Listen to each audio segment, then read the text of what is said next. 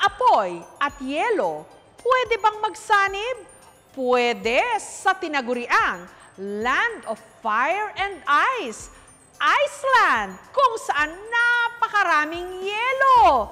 Masarap doong maghalo-halo. Isa sa mga natatanging paraan para ma-enjoy ang Iceland ng mas may thrill sa pamagitan ng snowmobile sa tuktok ng isa pa nilang aktibong bulkan, ang Mount Katla. Afraid! Kailangan daw maraming layer suot kasi maginaw doon sa taas.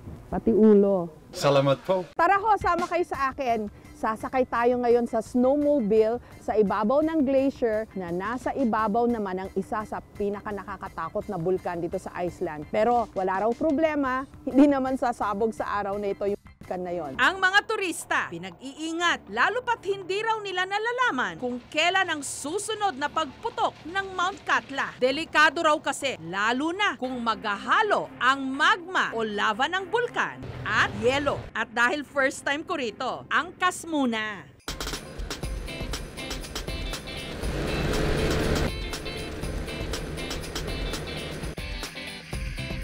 Ang ganda, maaraw na!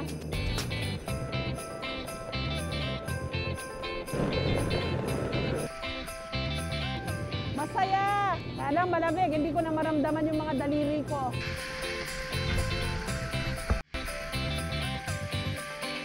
We're okay today, right? The volcano will not blow up. Tuwing winter, 100% ng Iceland balot ng snow. Maliban na lang sa ibang mga lugar na buong taon parang nasa freezer na ang ginaw. Gaya na lang ng Vatnajökull National Park na sumasakop sa 14% ng lupain ng Iceland. Ilan sa mga pangunahing atraksyon ng Vatnajökull ang Jökulsárlón Glacier Lagoon, kung saan ang tubig tila pinalamutian ng malalaking tipak ng yelo. Ang Vatnajökull Ice Caves gawa sa yelo. Tinatayang 900 years na ang tanda nito. When you walk on the ice, this goes down to the ice and you will just feel like you're stepping on gravel. And then big step over, yes. Makipot ang daan at madulas ang tatapakan. Good. Pero sulit, lalo pa picture perfect. Para kang nasa ibang mundo. Bago pa nauso ang mga troll sa internet, ang mga taga rito naniniwala na sa mga ito na nakatira sa mga burol, sa mga kuweba, kahit pa sa yelo. Some are light blue and some are dark blue.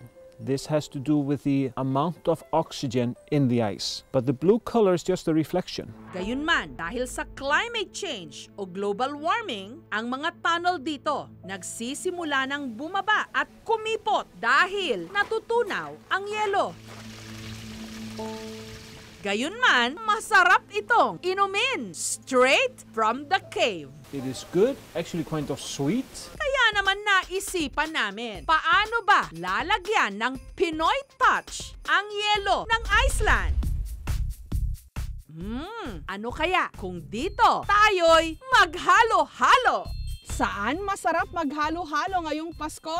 Sama ho kayo sa amin. When in Iceland, kung saan maraming yelo, maghalo-halo tayo. Nagdala ho kami ng mga ingredient mula sa atin. Lagyan natin ng nata de coco. Sayang walang saba dito tsaka kamote. Okay, ayan. Meron na tayong yelo. Lamig sa kamay.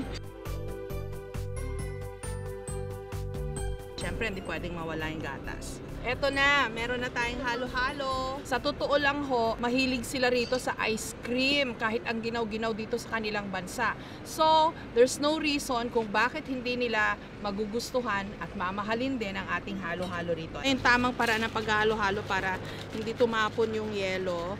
Uunahin mo daw yung dun sa ilalim. O hindi pwede yung ganon kasi tatapon talaga. Filipino halo-halo in Iceland. Ano kayang masasabi nila sa ating Pinoy halo-halo? Where are you from? New York. Oh, here. It's a big thing now in New York. Purple Really? yam. It's a little sweet, but you just try and mix everything up from the bottom. Like it, Michael? Yeah, I like it. Oh, you can have the whole thing. Coconut gel, and then this is sweet beans. Just ice.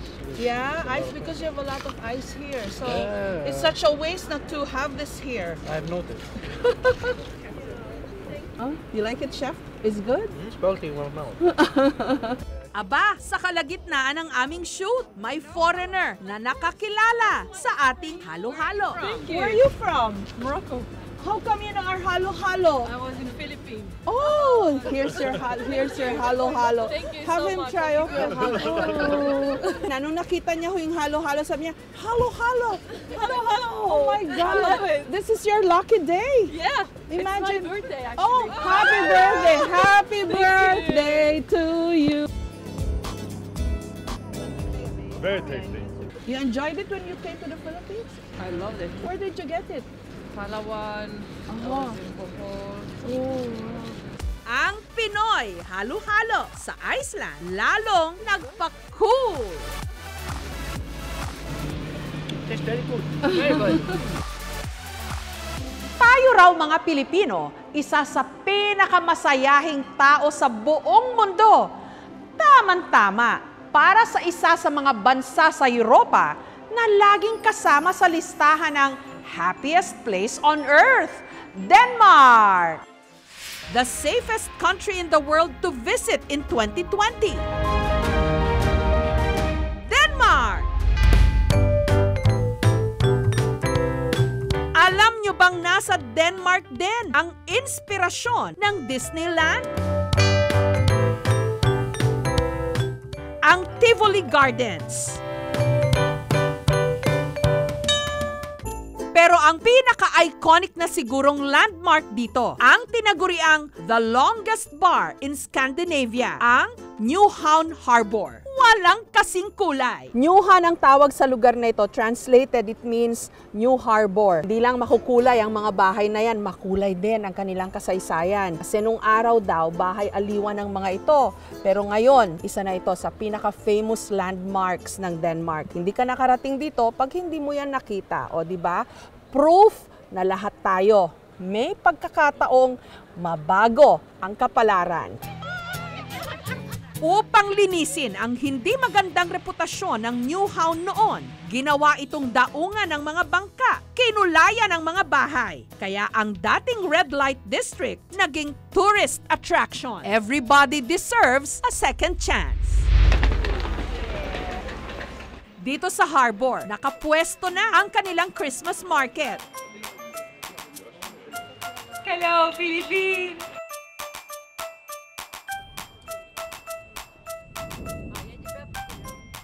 Totoong Christmas tree. Bango. Amoy Pasko talaga eh. Nako, heto ang weakness ko, yung mga abubot para sa Christmas tree.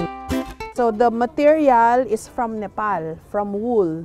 Naniniwala sila sa mga elves. Yung mga tumutulong kay Santa Claus, naniniwala sila na yung mga elves daw nagtatago dun sa kisame ng kanilang bahay. Pag Pasko, nag-aalay sila ng pagkain doon. Parang may ganyan kaming tradisyon sa La Union, sa mga Ilocano, yung nag-aatang kami ng pagkain tuwing may mga espesyal na okasyon. Pare-pareho lang tayo ng tradisyon. This is very typical. It's called a flødeboller. Flødeboller. So, typical daw. Pag may birthday ka raw dito sa Denmark, kailangan magdala ka ng ganito sa eskwela, lalo na sa mga bata. Yun ang parang pa-birthday cake mo sa iyong mga classmates.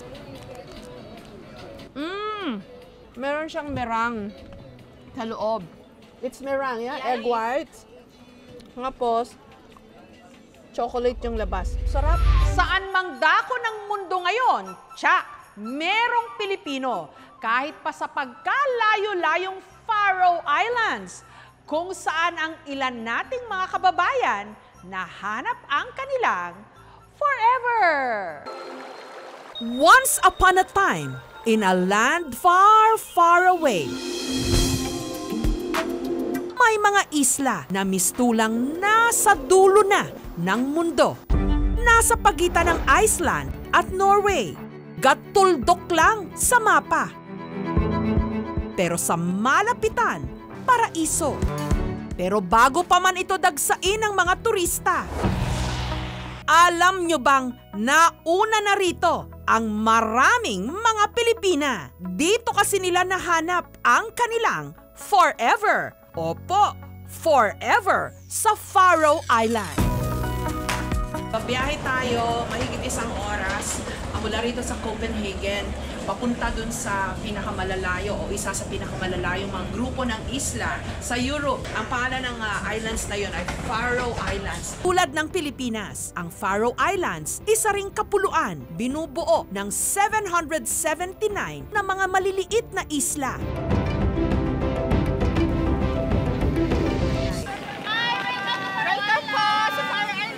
Uy, may mga kababayan tayo.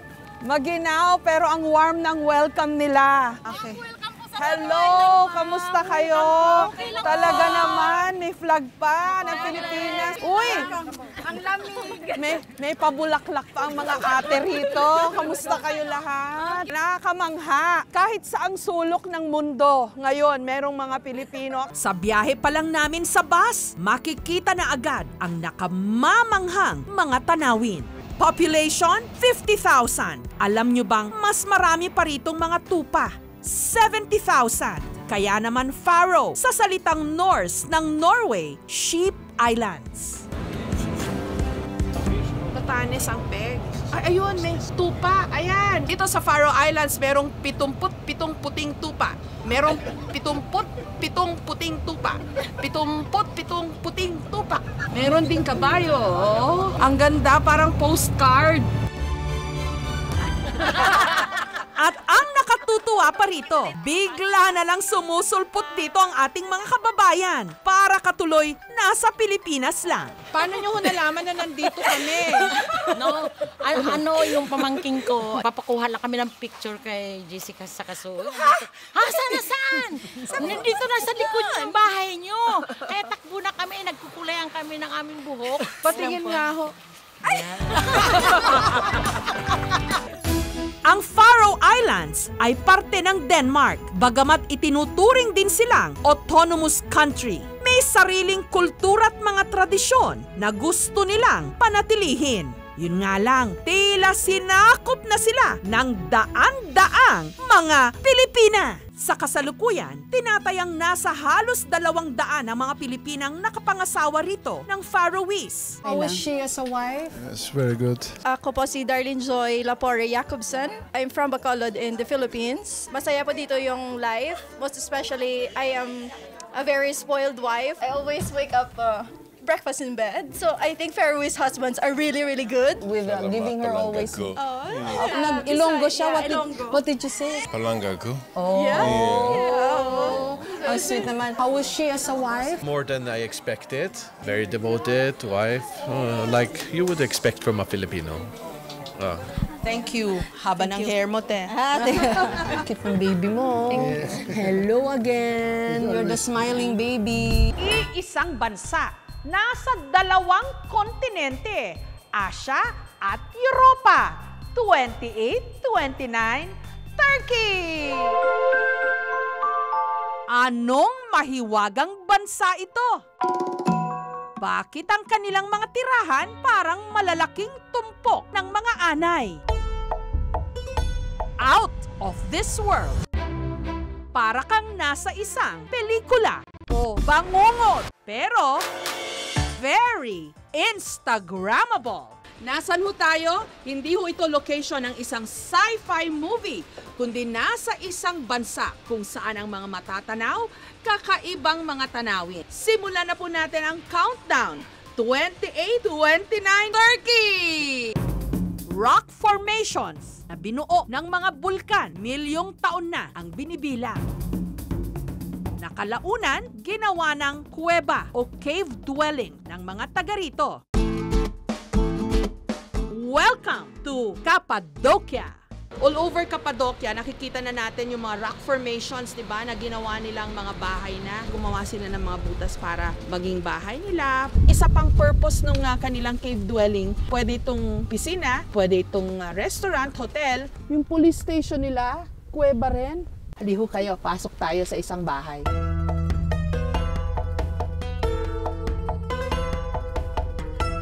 Hello. welcome. Hello, my name is Jessica. I'm from the Philippines.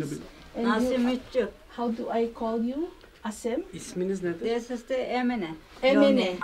Si Emine, 25 taon nang nakatira sa isang cave house. Mainit. Ang galing. So kahit winter, mainit yung loob ng kuweba. Tsaka moderno na siya. May heater with stove, may TV. Ang ganda kasi very traditional, oh. Yung mga table runners nila, tsaka yung mga upuan nila. Ang ganda. At carpeted. Very beautiful. What is it like living in a cave? Çok güzel. She says it is very nice. and Very beautiful. nice. Walang problema sa kuryente, tubig. Meron lahat niyan dito sa cave dwellings. Meron din silang wifi, bagamat paminsan-minsan mahina raw. So, kailangan mong lumabas. How many people live here? 16 kişi. The total capacity of this place was about 16 people in the family. Earthquakes? Is she not afraid? The place, the region is quite safe. That's why the volcanic mountains are not active anymore. Ito yung typical na oven dito, tandoori oven. So, sa ilalim ng lupa. Katapat nito, yung labasan ng usok, yung chimney. O, diba? Meron itong garden area at terrace kung saan ang view makapigil hininga. Ang ganda ng view. Hello, from Cappadocia here in Turkey. Beautiful house, Emine. Can I buy your house? Ang rock formations ng Cappadocia idineklara ng UNESCO bilang World Heritage Site. Pasya ba kung tawagin nila ang lugar na ito sa English, Fairy Chimney?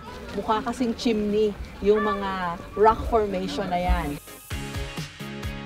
May nagpe-pre-nap. Ganda nga namang backdrop. Hello. My name is Jessica. My name is Arkan. Arkan and Your Shema. name, Shema. Shema. You're very beautiful. Thank you so much. Congratulations. I hope you have a Thank you. wonderful Thank you so and much. beautiful Thank you life so much. together. Thank you. Ang baho mga camel. Ayan o. Gusto nila sumakay ako. Ang baho-baho nila.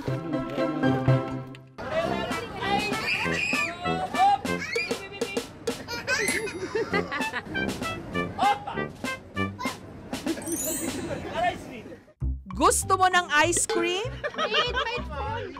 Maghintay ka. Nakain ko. Dahil may kasama ito. Paandar. Pero sinabi mo na siya yun. Walang laman. Ay, sobrang thick nung ice cream nila. Okay. Oh, this really?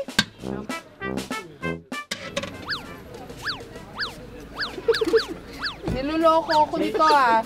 Ito na? Scoop extra. Oh.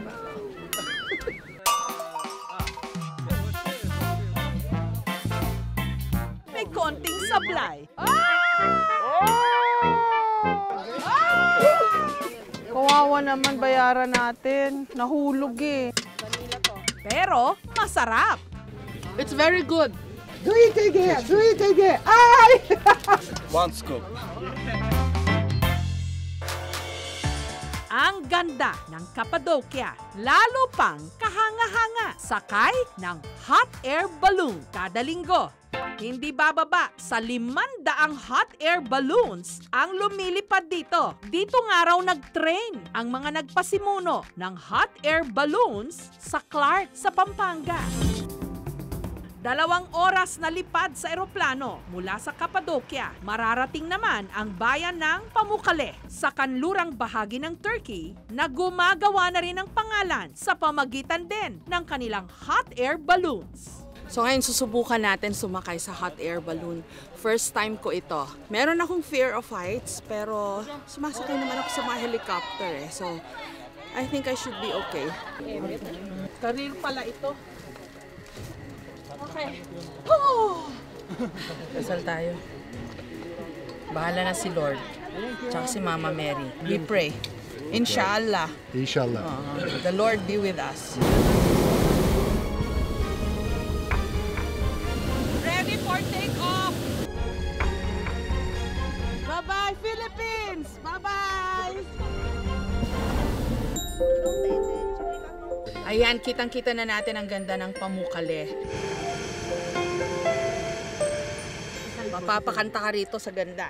Ako ay may lobo, lumipad sa langit, di ko na nakita, pumutok na pala. Huwag naman sana.